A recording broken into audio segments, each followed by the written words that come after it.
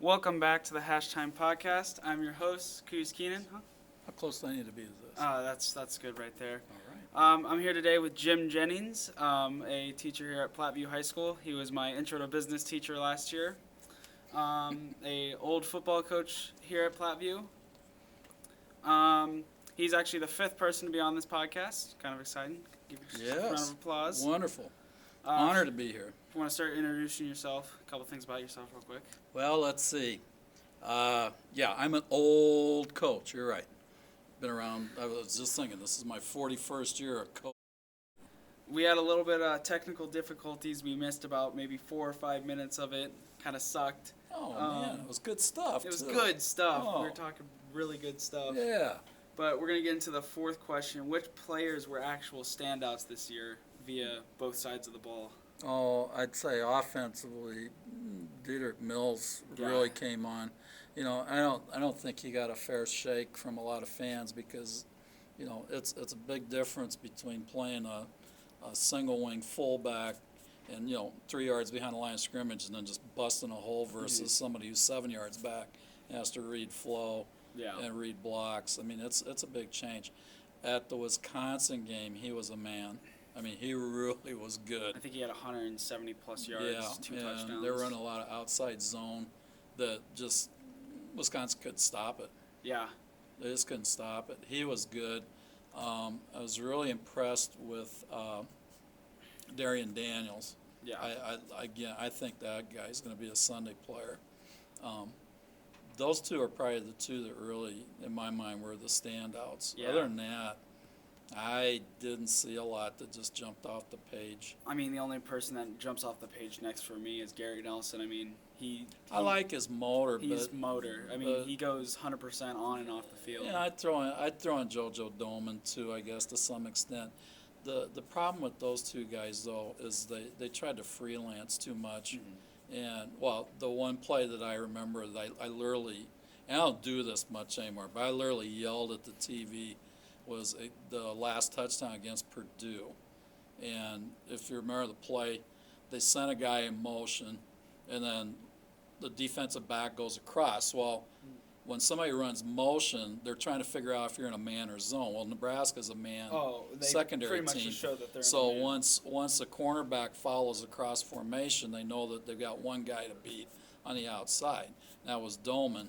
Doman, they run a fullback or a running back fake. Doman just dived straight for the back, and they just pitched the guy, you know, I forget, I think it was David, whatever his name was, just pitching the ball. I mean, I could have walked in on that because everybody was just sucked in. Barry, overplayed about 2 gaps. That also kind of happened in the Iowa game where they did the reverse. Everybody just immediately went to that side. And everybody knows that about Nebraska's defense. But I heard another interesting comment from Sipple at the Big Red there. He talked about Mark Banker when he was defensive coordinator. He said that, you know, our defense would play well except for 6 of the guys are playing Bo's defense and 5 are playing mine. Well, that's still what the problem is now. I think once the new guys come in and figure that out, they will look much better on defense. Well, this is something I heard about the Indiana game. I guess they have like the morning walkthroughs or whatever before them, and at the Indiana game, there was a bunch of seniors and juniors jacking around, and a freshman told them to knock it off. Yeah. And that kind of shows that culture is already built into the freshmen. Yeah. I think the freshman class. So if you look at key players on the team, there were a ton of them that were freshmen. Yeah. A bunch of them. I mean, Wandale. I forgot about Wandale. Yeah, I mean, because he got hurt. I forgot about Wandale. Wandale's a player. Yeah. He's going to be a great player before he graduates. I mean, even in the Purdue game, he was obviously injured because he went limping off and he wanted to go back in, but Frost wouldn't let him in. Mm-hmm. I don't know if that would have helped anything. Oh, I think just his presence is a big deal because he's just one more guy you have to prepare for. Yeah. We're going to move into the fifth question. The quarterback situation, Martinez McCaffrey. Where do you stand on that? Where do you stand on that? I'll probably catch a lot of guff for this, but I'm still a Martinez guy.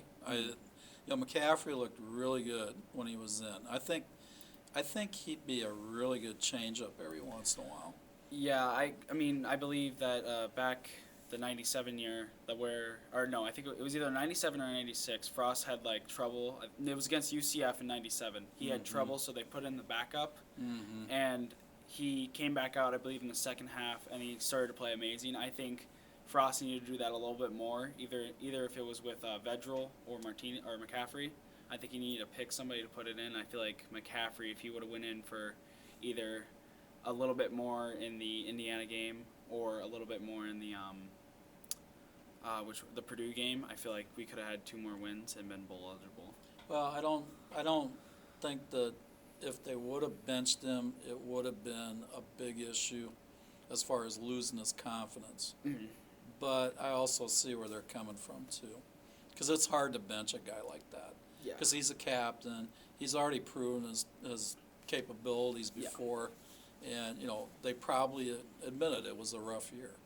Yeah. So, and also, I think Frost has a little bit of ego problems because I feel. Well, every coach has an ego problem. But I feel like his ego problem is like really big because even with the Martinez McCaffrey, people were saying put McCaffrey in just to see what he can do, and then he goes in for the Iowa game and scores a touchdown first play. Yeah, I think that's okay. I think he just has a little bit of ego problems that he doesn't want to show that the first guy they went to is a failure.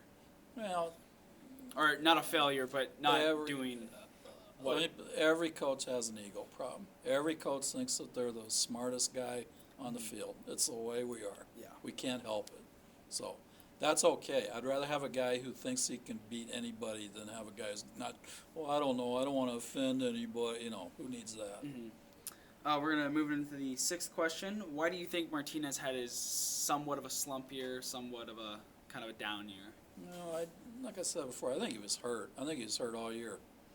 I do. I mean, if you look at the way he threw the ball, the way he ran, the way he looked to get out of bounds, he was not physically 100%. I don't, and they don't want to admit to that in the press because then it's, all sorts of speculation. How do you get hurt? Yeah, and I just think he was hurt all year. I don't think he was psyched out in any way. I think physically he knew what he wanted to do, but it just wasn't working. Yeah, and I believe it was a shoulder injury. Now that you think about it, I do believe that because the Purdue game, he had I think he tried to jump into the end zone and he landed on a shoulder. I can't remember which shoulder, but he landed on it and he had to go out because he was hurting his shoulder. Yeah. And he did that hundreds of times last year where he drove with the shoulders. Yeah.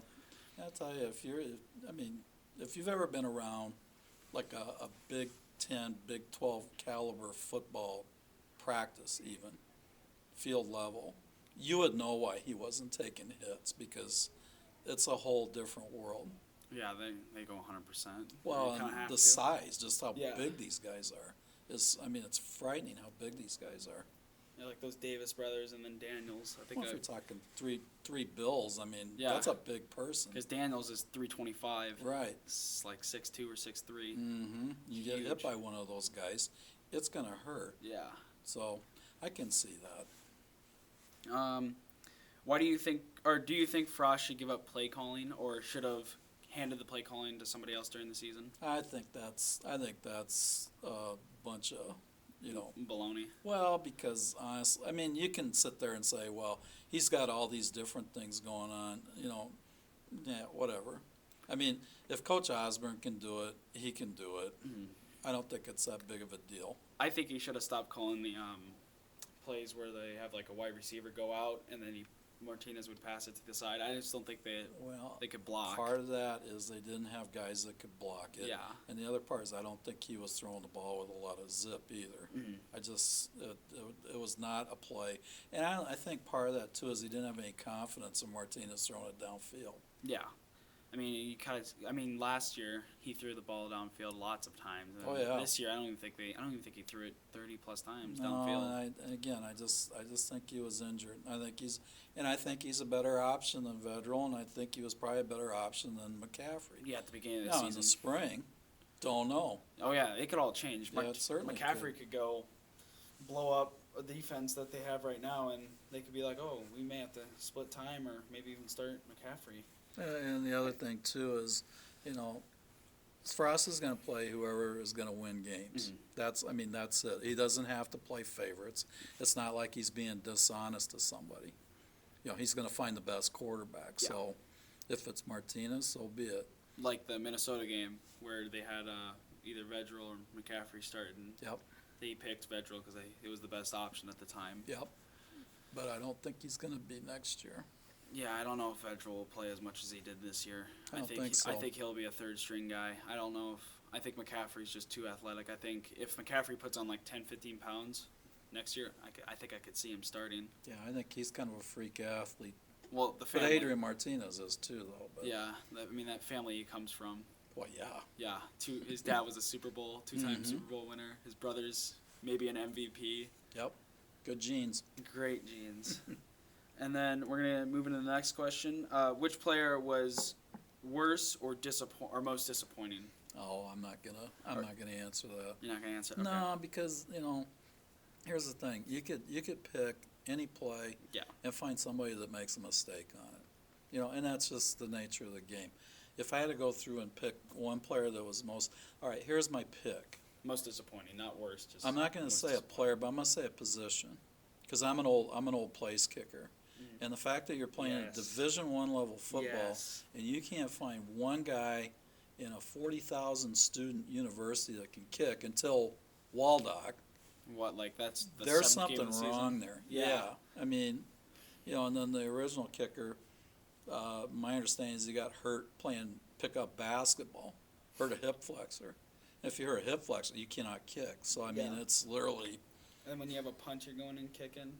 well, and, that wasn't a great our decision. special teams need a serious upgrade, Yeah. particularly on coverage team. Well, kick coverage, punt coverage, just the kickers. Yeah. See, I don't think Armstrong had a great year punting the ball. I know he can do better, but it just never was right, ever.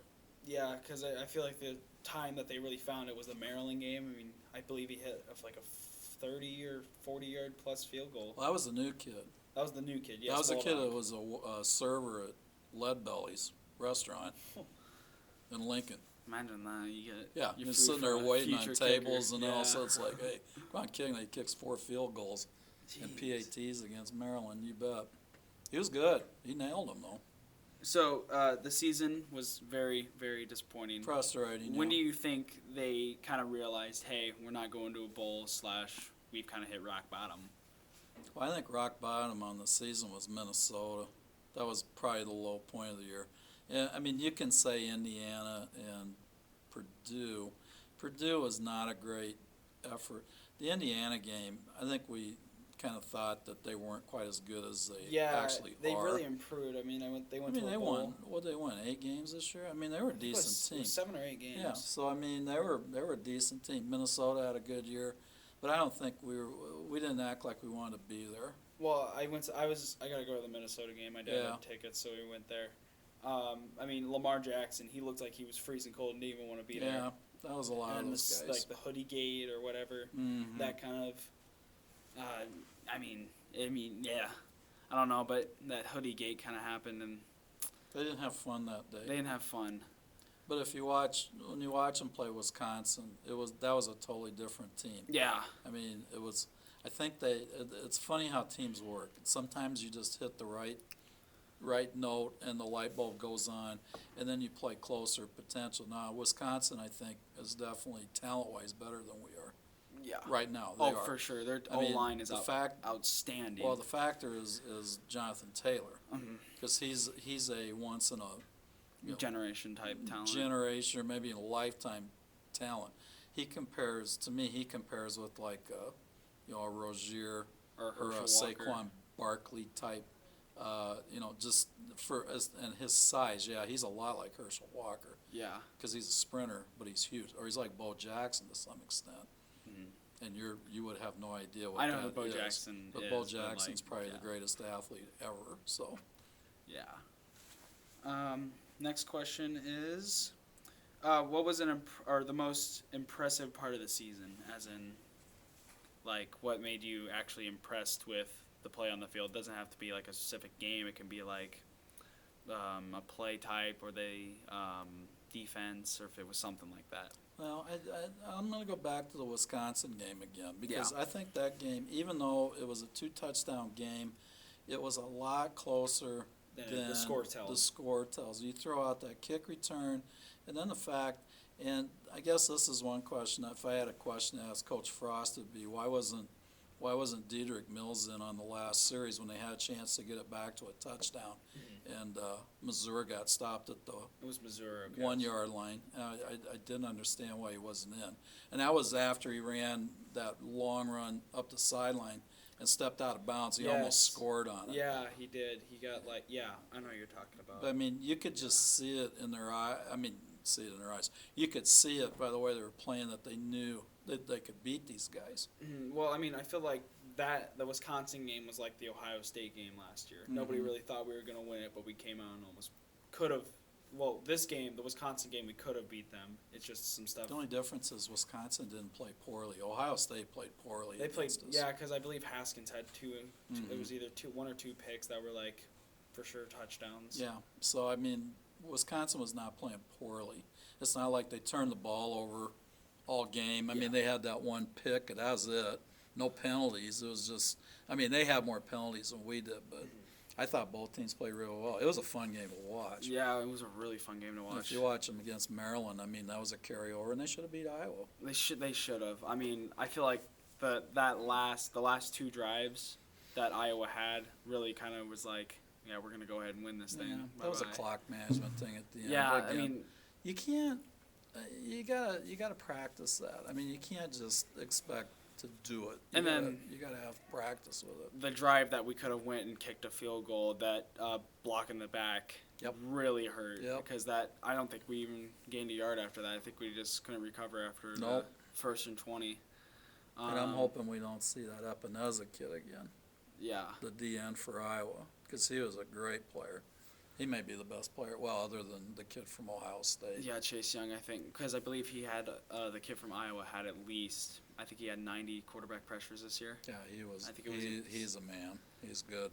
Yeah, the refs also kind of were a little weird because the time where Nate Stanley, he was trying to hike the ball, but the ref was literally right in there trying to stop something. I don't know exactly. I would love to know what he was doing. If they had the chain set, maybe. I don't remember. Well, like that kind of like threw us off because all the adrenaline was just like, come on, let's go, let's go, and then it went, and then they kicked a field goal.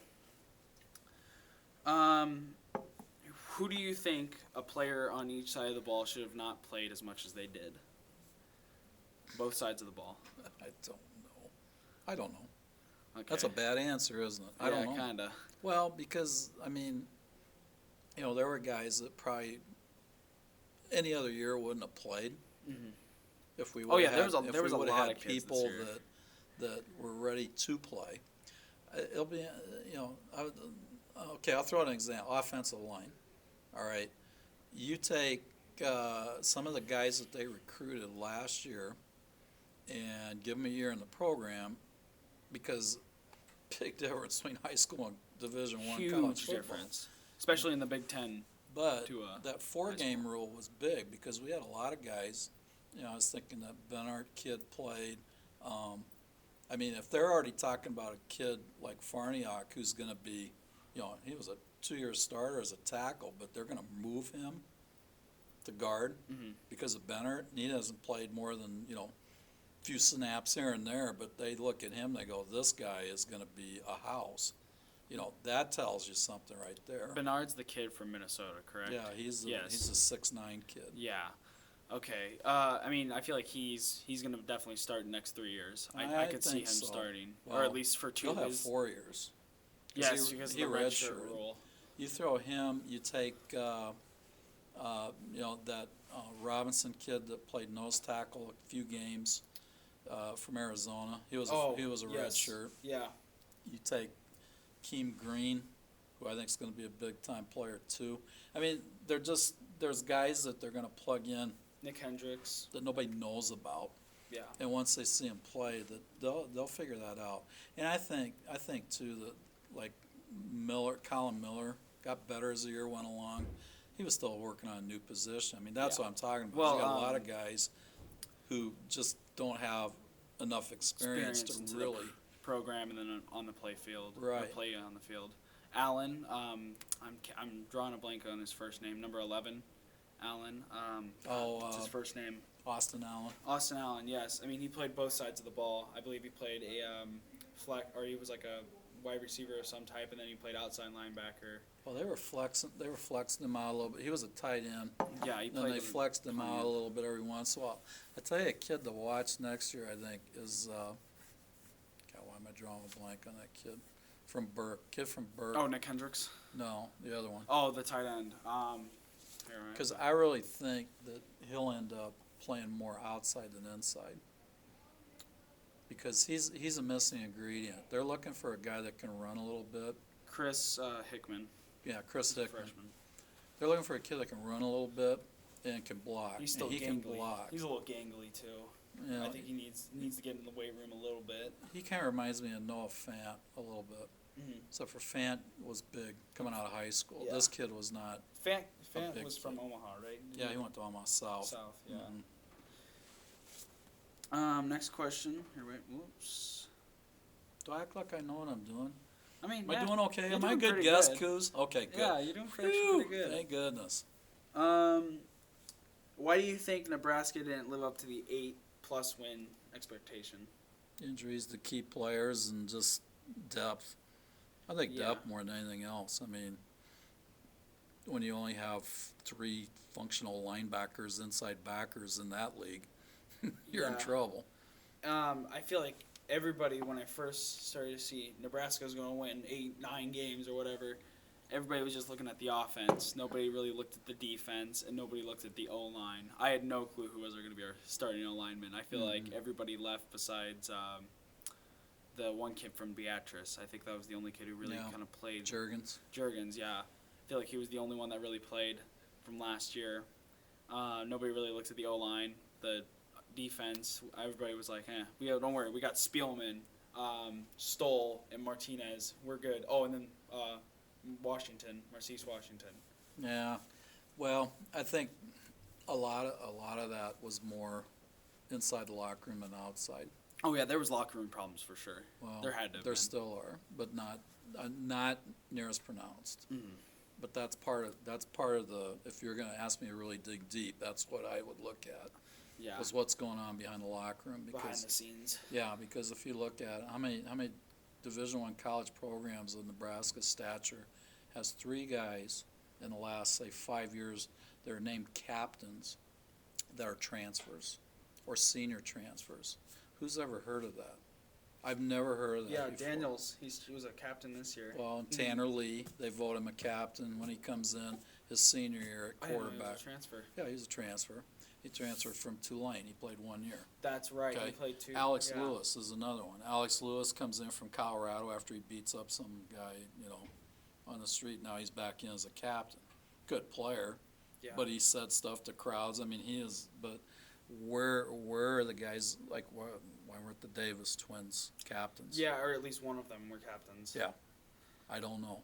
I think we're gonna miss the Davis twins. Those 2 guys. Well, were I think so too. I think heavy hitters. Well, I think they finally hit their peak the last 3 games. Yeah. But I also think that, again, I asked the question, why isn't a guy like those 2 guys captains? Mhm. They were in the program their whole career. Why aren't they? Or somebody like Barry. Well, Well, Barry, he was a captain. Barry was a captain. He was a captain. Yeah. So, I mean, there's some interesting things back there leadership-wise. Yeah. How do you think Frost is going to fill the holes left for the senior class? Because you have the entire D-line's gone. You have maybe your best player on defense gone, as in Barry. I believe you have DiCaprio Boodle. Yes, DiCaprio Boodle leaving. He's a junior. He's a junior? Mhm. Okay, then it's Lamar Jackson leaving at Yeah. corner. Yeah. He was the starting corner for the past 2 years. How do you think he's going to fill those holes? I think they'll be better You'll than think- what we had. You think? Mm-hmm. I do. I think we're going to really miss that whole D-line because I feel like they well, were. we'll miss they were the foundation we'll of miss that the defense. Daniels kid. Yes. That will assure you. We have his brother, and the Davis twins again are good. We're good linemen, but outside backers we're not going to miss a whole lot. I don't think. Mhm. Nothing against them, but I mean, you take Alex Davis, who didn't start playing football till his senior year of high school. So I mean, by the time he hits like the last 2 games, It's like 5 kind of years. Yeah. like figuring this out here. But if you bring in Like, I'm kind of excited with some of these guys that they're bringing. Like, I'm kind of interested in that Gunnison. I think it's Gunnarsson from Iowa. Yeah. I think he's going to be really good. Yeah. Garrett Nelson, I think, if he gets up, 245, 250, he'll be pretty good. He's already pretty huge. Yeah, and just understands how to be a little bit more of a student of the game. He'll be a good player because he's got kind of that crazy gene. Yeah, I mean, some of the highlights I've seen of him from high school, he's taking on Scud as if it's nobody. It's a one-man team. Yeah. I'm all out of questions. I want to thank you for coming on the podcast. We had that little rocky start with my phone shutting off and everything, but We'll survive. we'll survive, yeah. Well, thanks for having me. Yep, no problem. All right. Thank you. You bet.